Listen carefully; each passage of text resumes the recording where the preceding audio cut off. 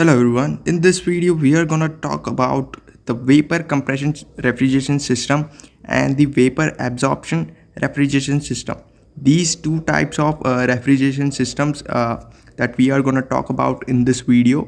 So let's start with the vapor compression refrigeration system VCRS, a type of refrigeration system that uses the principle of vapor compression to cool a object or space.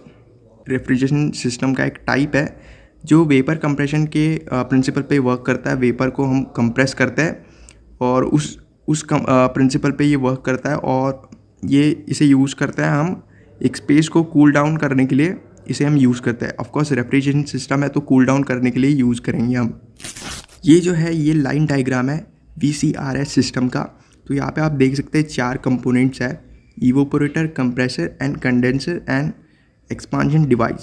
सो सबसे पहले क्या होगा कि evaporator से low pressure low temperature vapour form में refrigerant जाएगा compressor में। अब कंप्रेसर में क्या होगा, जो रेफ्रिजरेंट है वो कंप्रेस्ड होगा और वो कंप्रेस्ड होगा तो ऑफकोर्स उसका जो प्रेशर और टेम्परेचर है वो दोनों इंक्रीज़ होंगे। अगर प्रेशर इंक्रीज़ होता है तो उसके साथ साथ टेम्परेचर भी इंक्रीज़ होता है, ये आपको याद रखना है। तो वो high pressure high temperature vapour refrigerant जो है वो कंडेंसर में जाएगा। अब कंडेंसर में क्या होगा कि उसकी जो है हीट ट्रांसफ़र करेगा और कंडेंसर में जो उसकी जो हीट है वो उसे वो ट्रांसफ़र करेगा सराउंडिंग में और वो कूल होता जाएगा। रेफ्रिजरेंट की बात कर रहे हैं हम, तो रेफ्रिजरेंट कूल होता जाएगा और उसकी हीट ट्रांसफ़र करता जाएगा सराउंडिंग में। कंडेंसर में कॉइल्स होती है, ये बात आपको याद रखनी है। तो कॉइल्स के थ्रू ही वो होता है। कॉइल्स के अंदर रेफ्रिजरेंट को मूव सर्कुलेट करते हैं।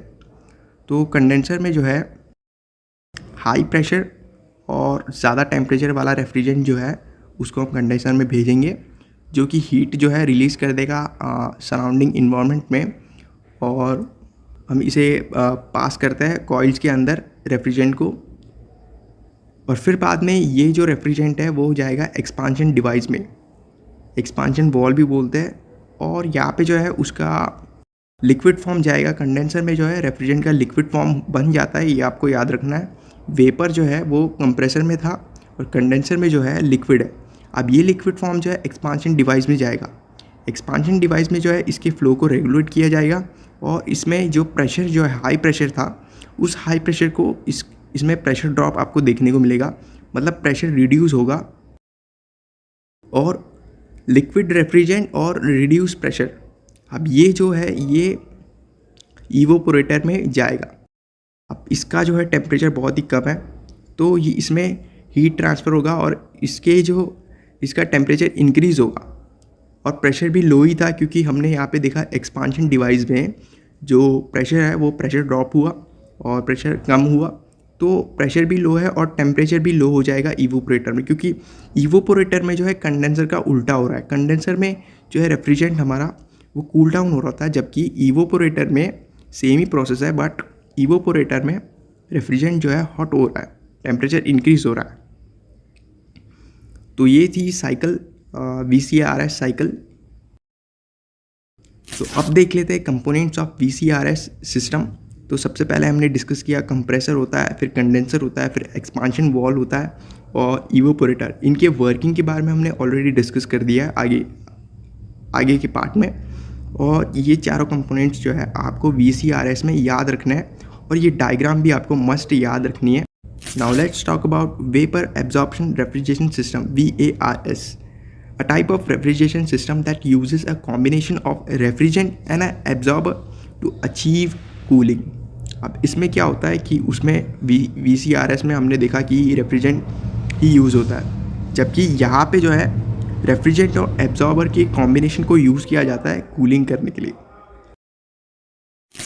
The components of vapour absorption refrigeration system are: absorber होता है, इसमें जनरेटर भी होता है, कंडेंसर भी होता है, एक्सपांशन वॉल भी होता है और इवोपोरेटर। अब यहाँ पे आपने एक चीज़ नोटिस करी होगी उसके और इसके डिफरेंस में, इसमें जो है कंप्रेसर हटा दिया गया है, इसकी जगह पे एब्जॉर्बर और जनरेटर को ऐड किया गया है। तो ये इसका लाइन डायग्राम है और अभी आप इसके वर्किंग को डिस्कस करते हैं इसी डायग्राम का यूज़ करते हुए। तो लो प्रेशर लो टेम्परेचर जो वेपर रेफ्रिजरेंट जो है वो इवोपोरेटर से एब्जॉर्बर में जाएगा।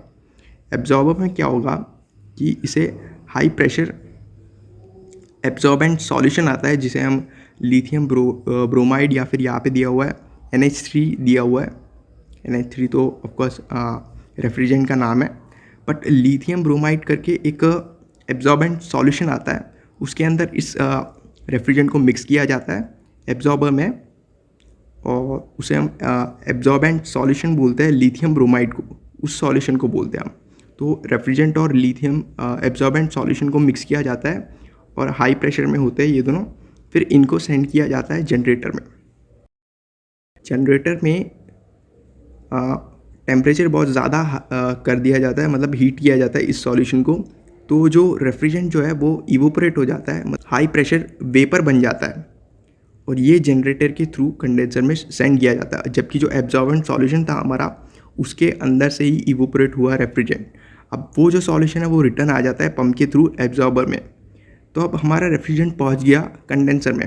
अब ये हाई प्रेशर वेपर फॉर्म में और हाई टेम्परेचर वाला रेफ्रिजरेंट है कंडेंसर में। ऑफकोर्स अब कंडेंसर के से जो पूरी कहानी है वो सेम ही होगी, VCRS सिस्टम से सिस्टम के बराबर ही होगी। तो कंडेंसर में जो है वो लिक्विड फॉर्म में कन्वर्ट होगा और कूल हो जाएगा रेफ्रिजरेंट, क्योंकि सारी हीट जो है हमें ट्रांसफ़र कर देनी है सराउंडिंग में। और फिर बाद में वो जो high pressure low temperature refrigerant है लिक्विड फॉर्म में, वो आ जाएगा एक्सपांशन वॉल में। अब एक्सपांशन वॉल में भी सेम ही कहानी होगी, जो रेफ्रिजरेंट का जो प्रेशर है वो ड्रॉप हो जाएगा, रिड्यूस हो जाएगा, और लिक्विड के फ्लो को रेगुलेट किया जाएगा। और फिर बाद में जो लो प्रेशर लिक्विड फॉर्म का जो लो प्रेशर लिक्विड फॉर्म का जो रेफ्रिजरेंट है और लो टेम्परेचर, वो जाएगा इवोपोरेटर में।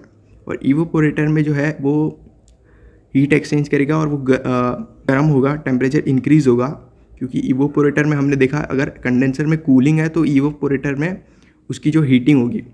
अब इवोपोरेटर में हीट एक्सचेंज करेगा और हीटिंग होगी उसकी, और वो लिक्विड से वेपर फॉर्म में वापस आ जाएगा, लो टेम्परेचर और लो प्रेशर होगा उसका। तो ये था वेपर एब्जॉर्प्शन रेफ्रिजरेशन साइकिल।